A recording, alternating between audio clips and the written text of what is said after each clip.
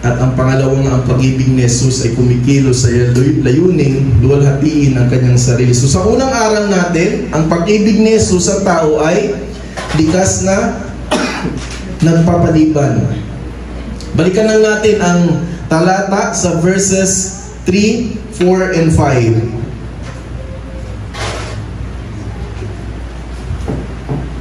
Sinabi dito, kaya ang magkapatid na babae ay nagbalita kay Jesus, Panginoon, siya na yung minamahal ay may sakit. Mahal nga ni Jesus si Marta at ang kanyang kapatid na babae at si Lazaro. Sabi sa verse 6, nang mabalitaan niya na si Lazaro ay may sakit, siya'y nanatili ng 2 araw pa sa dating lugar na kinaroroonan niya. Nanatili pa daw siya. Nung nalaman ni Jesucristo na kailangan na yung presensya niya, yung kapangyarihan niya para gumaling sana si Lazaro, nanatili pa siya. So dito, malinaw ang naging tugon ni Jesus sa kalalagayan ni Lazarus na according sa narrative na ito, isang taong minamahal niya.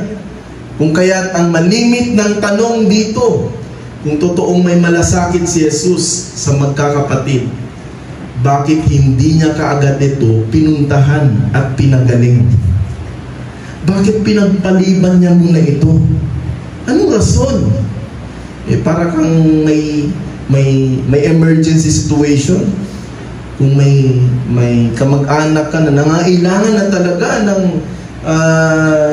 atensyon na medikal, tatawag ka ngayon sa doktor, pupunta ka sa ospital, kailangan na ng tulong itong pasyenteng ito. Pero imbes na aksyonan nila kaagad, ang ginawa ni Jesucristo ay hindi niya kaagad pinuntahan. Nanatili pa siya. So just imagine, no? The confidence they have in the Lord Jesus Christ, itong magkakapatid. At ang paglapit nila ay nakabatay sa paniniwala na hindi sila bibiguin ni Jesus. Totoo nga ba na ang Diyos ay walang pag-aalinlangan? Ito yung halos pananaw ng nakararami, na kapag lumapit ang isang tao kay Jesus, lahat ng hilingin ng tao ay walang pag-aalinlangan na ibibigay kaagad-agad ng Diyos sa tao. Ganito nga ba ang nangyari kay Maria at Marta, kay Lazaro? Kung sasariwain natin ang ibang kaganapan dito sa Book of the Gospels, may mga accounts kung saan humaharap si Jesus sa iba't ibang sitwasyon, kung saan hinihingi kaagad-agad o dinidemand ang kanyang sagot sa pagsunod doon sa mga hinihingi ng mga tao. Number 1, isa dyan, yung tukso. Ang tukso ni Jesus, yung account na yun, na si Satanas ay nag-utos kay Jesus na kumilos kaagad.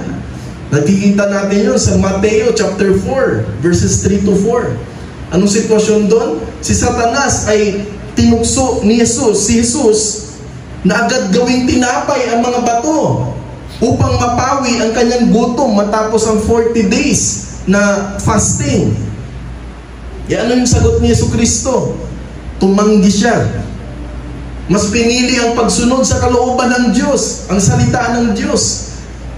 Quoting Deuteronomy chapter 8 verse 3. Kaya sinunod niya ang utos ng Diyos.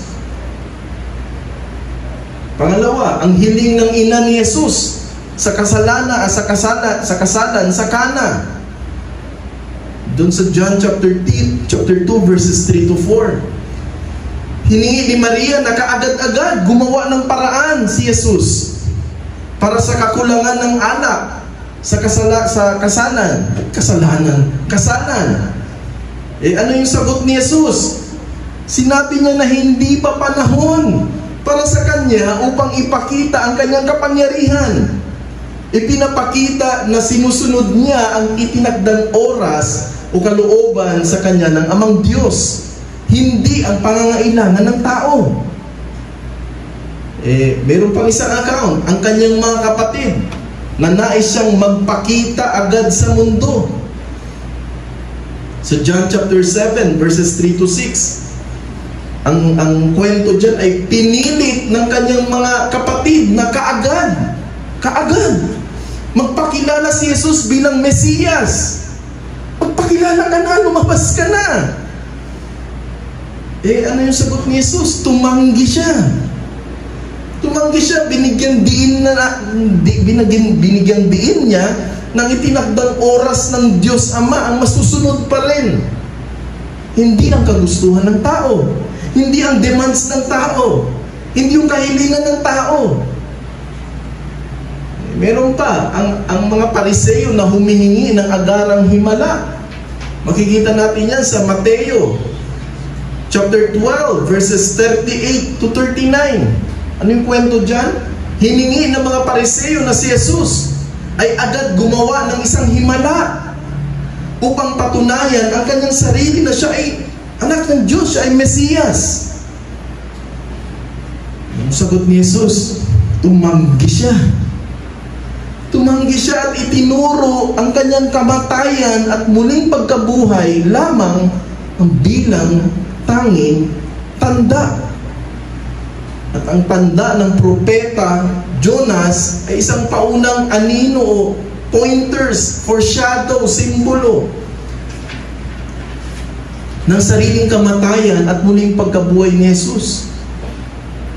Meron pa ang pagpipilit ng tao na gawin siyang hari kaagad. Sa John chapter 6 verses 14 to 15. Ano yung konteksto dyan? Matapos pakainin ni Jesus ang 5,000, ang mga tao ay nais siyang gawin agad na hari. Gawin ka agad na hari. Ipakilala natin sa tao na ikaw yung hari. Ano yung sagot ni Jesus?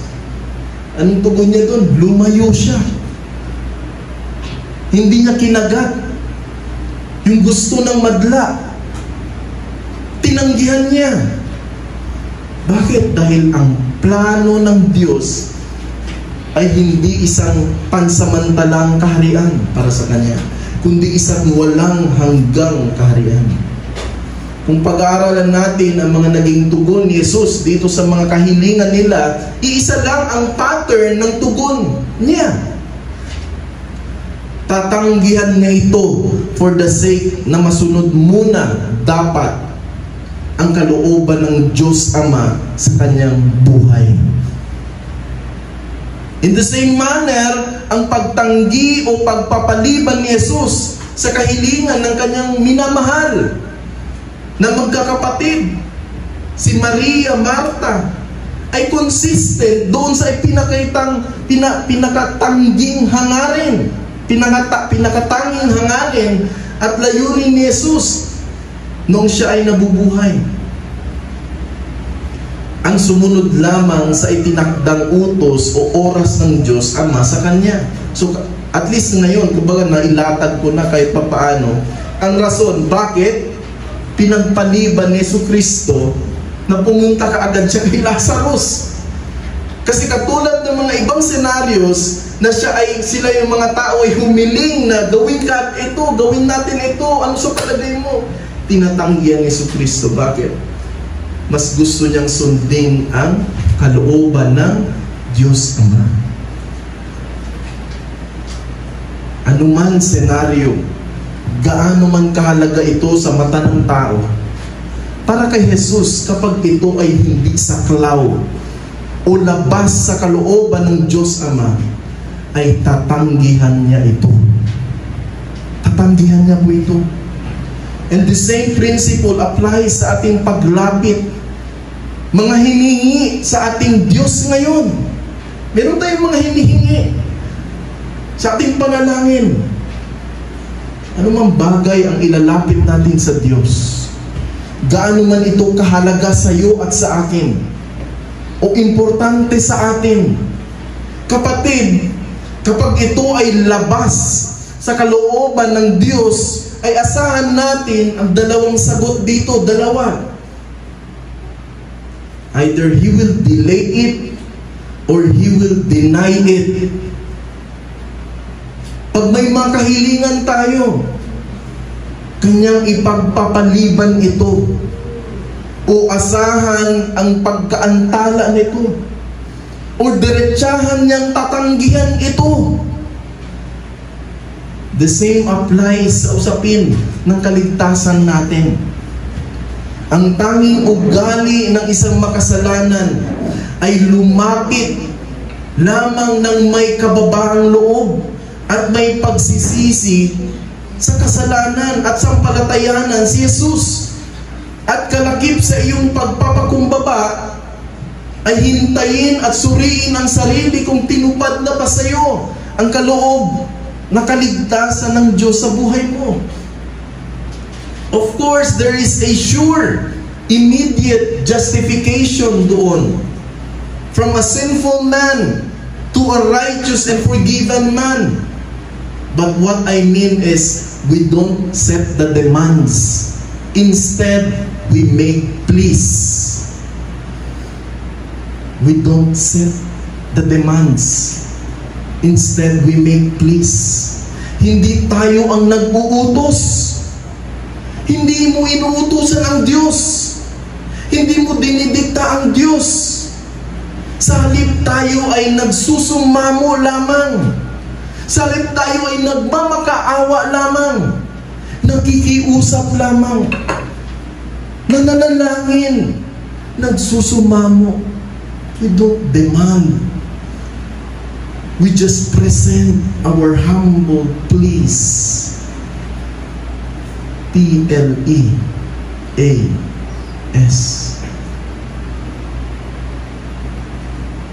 Ano yung punto dito? To demand is different from making a plea. Ang pag-uutos ay iba sa pagsusumamo. Kung tayo ay nananalangin, ay we don't demand Him to provide an immediate answer to our prayers. What we are expected to do is to make a plea. Tayo ay nakikiusap lamang through our covenant relationship with God. Na we are already secured of the future eternal blessings. Now, kung pag-aaralan natin ang naging ugali ng magkapatid dito, ay tila merong bahid na pagmamakaawa at tila pag-uutos na rin. Ano sabi sa verse 32? Pagdating ni Maria sa kinaroroonan ni Jesus, at nang makita siya ni Maria, lumuhod ito sa kanyang paanan na sinasabi sa kanya. Ano sabi niya? Panginoon, kung ikaw sana'y narito, hindi sana namatay ang aking kapatid. Ano yun? Para bang nagsusumbat ba siya? Malinaw ang sagot natin dito.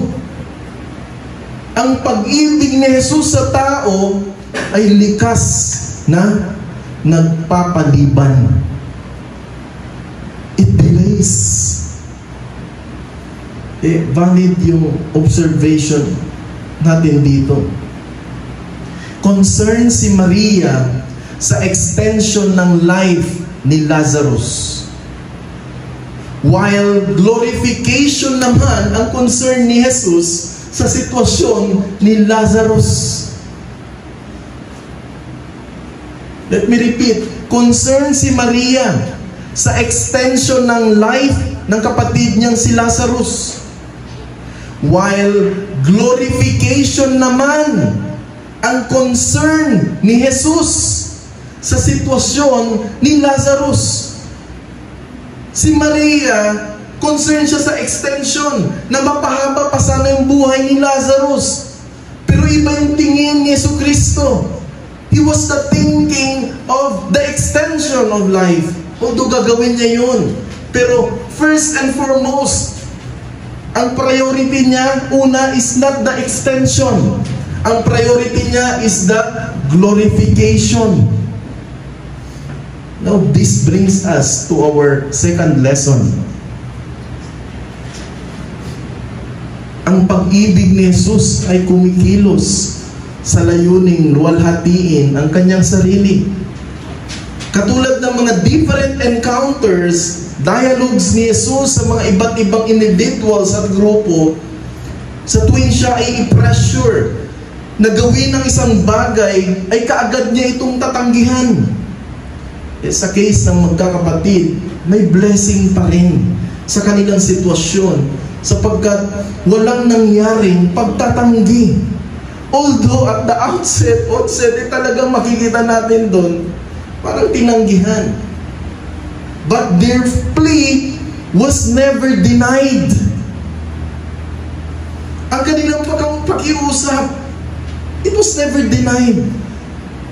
Kundi nagkaroon lamang ng delay. Nagkaroon lamang ito ng pag-aantala. Now, under this second lesson, ay dalawang katotohanan ang nais kong makita din natin dito. Una, their special relationship with Jesus secured a glorified assurance. Ang kanilang natatanging ugnayan kay Jesus ay nagbigay ng isang maluwalhating katiyakan. At pangalawa, the reality of love that is God glorifying. Ang realidad ng pag-ibig na nagbibigay luwalhati sa Diyos.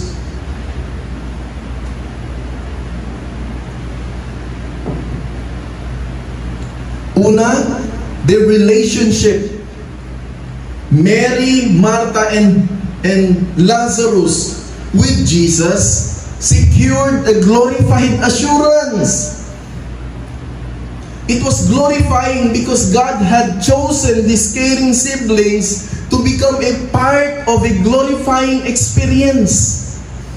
That is to witness a miraculous and powerful command from the God-man Jesus, telling this almost rotten and stinky body dead Lazarus to come back to life. Now, it was a glorifying moment for the Lord Jesus Christ because not only the unbelieving, the skeptics, people who witness the wonders of the resurrection will start to believe, but because He fulfilled the will of God. Because Jesus was at the center of this family household. The famous siblings ang magkakapatid. The glorious promised victory was already secured for them. Not because they deserve it, but because Jesus fulfilled the will of God. And His faithful, active obedience to the Father secured a miraculous resurrection on the part of Lazarus. Ang kanilang natatanging ugnayan kay Jesus, mga kapatid, makikita natin dito ay nagbigay ng isang maluwalhating katiyakan. Ano yung punto dito? Ito ay paanyaya sa mga wala pang ugnayan kay Jesus, na may katiyakan na kaligtasan na ipinangako si Jesus sa atin. Ayon kay John Frame sa kanyang book Systematic Theology, sabi niya dito sa English, trust, the Latin word is fiducia, is trust in Christ and Savior and Lord. We trust Him as Savior to save us from sin and to give us eternal life, John 3:16. And many scripture verses present this trust in other terms, such as receiving Christ, John 1:12. Coming to Him, Matthew 11:28-30, John 6:37, 7:37. Drawing near to God through Him, Hebrews 7:25. But notice the primary meaning of this is not believing that I am saved, but believing in Jesus, trusting Him for salvation. Not only believing that, believing in. Not only believing that, but believing in. Iba yung that sa in. And this is what the devils can never do. They can believe abstractly that Jesus is the Savior of His people, but they cannot trust Him for salvation. Yan, tunay na pananampalataya daw ay hindi lamang paniniwala sa mga katotohanan tungkol kay Kristo, kundi isang lubos na pagtitiwala sa Kanya bilang isang ating tagapagligtas at Panginoon. Ito ay hindi simpleng kaalaman, kundi isang personal na paglapit at pagtanggap sa Kanya para sa kaligtasan. Hindi daw ito tulad ng demonyo na maaaring maniwala sa katotohanan tungkol kay Jesus, ngunit hindi naman siya magtitiwala sa Kanya. Ang tunay na pananampalataya ay isang matibay na pagkapit sa Kanya bilang tanging daan patungo sa Diyos. Makikita natin dito ang pananampalataya ni Maria nang namatay si Lazarus ay isang halimbawa ng ganitong uri ng pagtitiwala. Bagaman nalungkot siya sa pagkawala ng kanyang kapatid, lumapit siya kay Jesus at inihayag ang kanyang pananalig na kung naroon lamang siya, hindi sana mamamatay si Lazaro.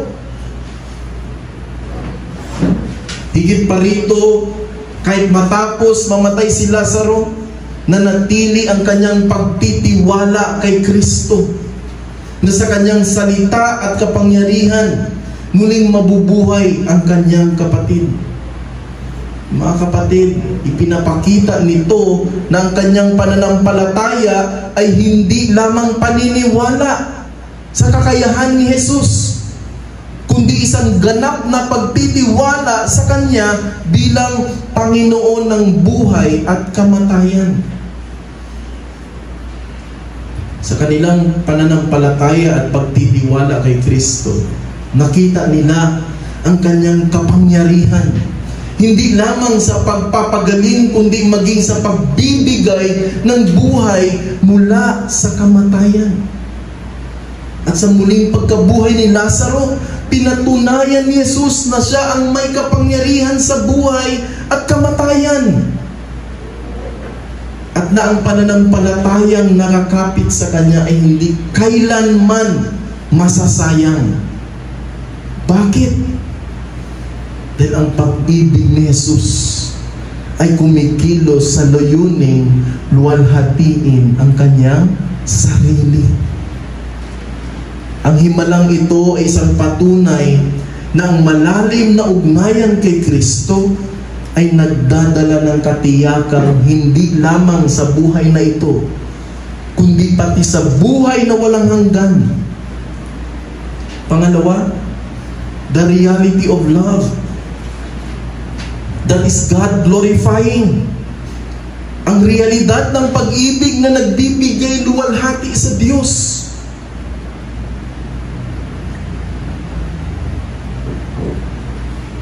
Balikan natin ang verses 3 to 5. Anong sinabi dyan?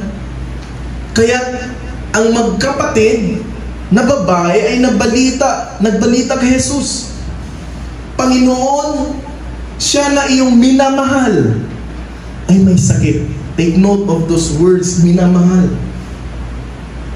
Ngunit nang ito ay marinig ni Jesus, ay sinabi niya, ang sakit na ito'y hindi tungo sa kamatayan, kundi para sa kaluwalhati or para sa ikaluluwalhati ng Diyos, upang ang anak ng Diyos ay luwalhatiin sa pamamagitan nito. Mahal nga ni Jesus si Marta at ang kanyang kapatid na babae at si Lazaro. Mapansin natin, between these verses 3 and 5, ang nagde-describe sa love na meron sila ay hindi isang normal at mababaw na definition ng love, but a love that is God glorifying. Ito yung love that will point you and lead you to submit to Christ's terms. Itong pag-ibig na hindi nakasentro sa kagustuhan ng tao, kundi sa layunin ng Diyos. Isang pag-ibig na magtuturo at maghihikayat sa atin patungo doon sa lubos na pagsunod sa mga panuntunan ni Kristo. Ito yung pag-ibig na pag pumasok ka sa tipanan ng Diyos, hindi yung panuntunan mo ang dapat ipagtulakan mo, kundi kung ano yung panuntunan ng Diyos. At magpasakop ka doon. And in the same manner, itong saving love, itong saving relationship na meron tayo with the Lord Jesus Christ, all this point and direct us to Himself alone. Ito yung love that is Christ glorifying. Ito yung love that is God glorifying. Hindi itong klaseng love na nakasentro sa tao. Hindi itong klaseng love na nakasentro doon sa kagustuhan ng tao. No. Kung bakit Jesus delayed His presence? Why? Because He has a different definition of love. Yung kanyang pag-ibig is God first. Hindi you first. Ganun ba tayo pag lumapit sa Panginoon sa panalangin? Panginoon, ito yung pangailangan ko. Ito yung kailangan ko, Panginoon. Ibigay mo sa akin to. Ganun ba tayo kung umasta? We don't do that. Di ba? I mean, pag pumasok ka, pag bumarap ka sa Panginoon, sa panalangin, do you demand? Or nakikiusap ka? Ito yung turo sa atin. Pag lumapit ka sa Panginoon, ano man ang sitwasyon mo sa buhay, lumapit ka na may pagpapakumbaba. Makiusap ka. Ganun ang tinuturo sa atin. Walang bagay dito na magsasabing, papasok ako sa pakikitipan kay Jesus para sa aking kapakinabangan lamang. Of course, makikinabang naman talaga ang tao dito. Pero not on subjective terms. Hindi ito nakatutok sa iyong pangangailangan lamang bilang individual. Not subjective. Masyadong makasarili, masyadong nakatutok sa kagustuhan mo, sa individual, very individualistic. Very subjective. No. Kundi ito ay objective. Objective ito ay para sa kapurihan. Hindi sa iyong personal na pangangailangan, personal level. But when I say objective, all this point to the Lord Jesus Christ Himself alone. Yan yung subjective. Yan yung objective. Object ng faith natin ay the Lord Jesus Christ. All for His glory alone. For the fulfillment of Christ's glorifying redemptive plan by the triune God. Ito ang context sa mga salita niya. Nung sinabi niya, ang sakit na ito'y hindi tungo sa kamatayan, kundi para sa ikaluluwalhati ng Diyos, upang ang anak ng Diyos ay luwalhatiin sa pamamagitan nito. That's it. Yan ang aral sa atin. Paano mo naintindihan yung pag-ibig ng Diyos? Not on subjective terms, but it should be objective. Nauuna dapat kung ano yung para sa ikaluluwalhati ng Diyos. Ano yung hamon at aplikasyon para sa atin? magtiwala pa rin tayo, mga kapatid. Magtiwala pa rin. Ano man ang sitwasyon na kinakaharap natin ngayon, tandaan natin na ito din ay para sa ikaluluwalhati ng Diyos, upang ang anak ng Diyos ay luwalhatiin sa pamamagitan nito. Ano man yung pinagdadaanan natin sa buhay, pwede din kasangkapan niya para sa ikaluluwalhati ng ating Diyos. At kung may nangyayari mang bagay sa buhay natin, hindi yan mapupunta sa kawalan o walang saysay. Yan ay para sa kaluwalhatian ng Diyos. So sana nakinabang tayo at may mga natutunan tayo sa mga aral galing sa salita ng Diyos. Tayo po ay manalangin. Panginoon Diyos, kami ay muling nagpapasalamat sa inyo dahil tunay nga napakabuti nyo. It is through this covenant relationship we have in you na nagbibigay sa amin ng assurance na wala kaming dapat ikabahala. Answers for prayers may delay, but we believe na hindi nyo ito tatanggihan, lalong-lalo na Panginoon ko. Ito ay nasasakop sa inyo pong kalooban.